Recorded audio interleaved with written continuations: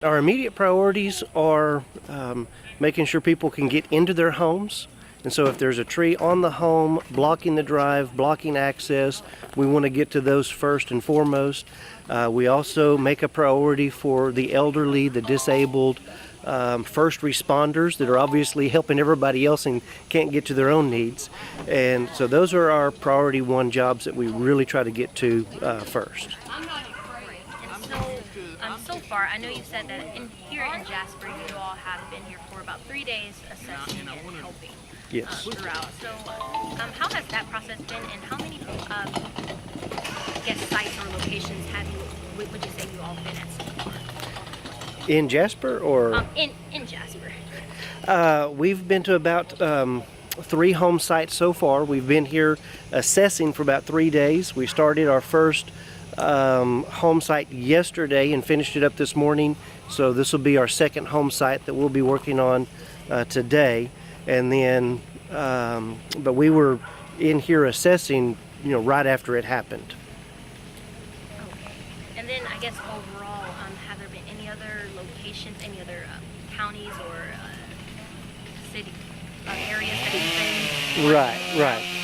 We're coordinating disaster relief efforts in Texarkana, in Spring, in Huffman, and so we have disaster relief teams spread out all over.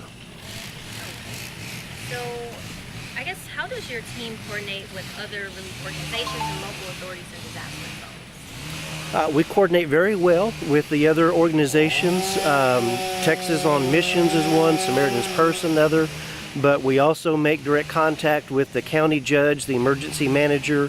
We let them know when we arrive and what we're doing and where we've been. And we coordinate also with the local church that's hosting us. And so, can you describe any preparation that team members undergo when coming out to take part in disaster relief efforts? Right. Team members, as they get the call to come, obviously have to clear their schedules, and everybody has very busy schedules, and it's all volunteers. And so a lot of times we have to rearrange appointments, doctor's appointments, and different things like that, making sure that we have everything in order to come as far as where we're going to be staying, where we're going to be sleeping, making sure our medications are up to date. Because a lot of times when we come into a disaster area, the pharmacy's closed and we can't get refills. So just making sure all of those logistics are taken care of before we leave. And what have been some of the biggest challenges during this time of helping out? Our biggest challenge is having enough volunteers. Obviously it's summertime and people are doing vacations, but because we're spread out at so many different locations, that has been a big challenge, is trying to get enough teams to meet the need. And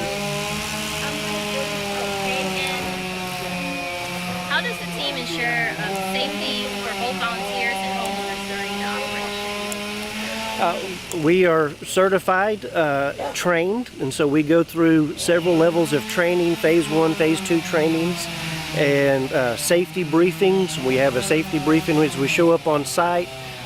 We discuss everything with the homeowner, what we plan to do, what we can do, and some jobs are just too big for us, and we have to let the homeowner know we don't have the manpower or the equipment to handle it, and we need to turn that over to a professional.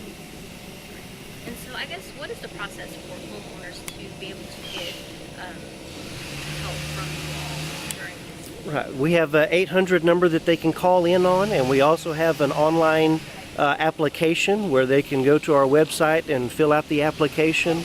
And then once they call in or fill out the application, then we send the assessor out to the field. We've made the website and the 800 number available to all of the local channels. The county judge published it on Facebook, and it just went wild after that. And so how many people have been calling in or filling out those forms to help? Right now we only have about 24 that have called in. Obviously, as you can see, there's a lot of other people helping, so some people just don't need the help, or they're able to do it themselves with friends and family and co-workers. And so we have about 24 that have called in so far, but we're expecting to receive more. And is there anything else that you'd like to add that I may have missed? Just that we don't charge anything for this. It is a free service. We are with Southern Baptist, and so we're doing it for Jesus Christ, and just the opportunity to come out here and share the love of Christ with others and be a blessing to the community without charging them as some people are doing. We get into a disaster area, and sometimes there's people that come in that really want to overcharge for the services, and most people don't have the funds to support that. And so we just want to make that available for free. I actually do have another question. So, how long usually is the process to go through and assess and also like take care of the damages and help out these homeowners? I guess, and for specifically this after effect of the storm, how long do you expect to still be out helping people? That all depends on the volunteer teams, how many we can get in. And so we have the request out, and being part of the Southern Baptist Disaster Relief Network, we're also getting help from other states. And so Florida will be sending some teams, Alabama sending teams, Mississippi, and all of them are Southern Baptist Disaster Relief within those states. And then we have our own teams as well. And generally, I would expect maybe 3 to 4 weeks is what we generally look at.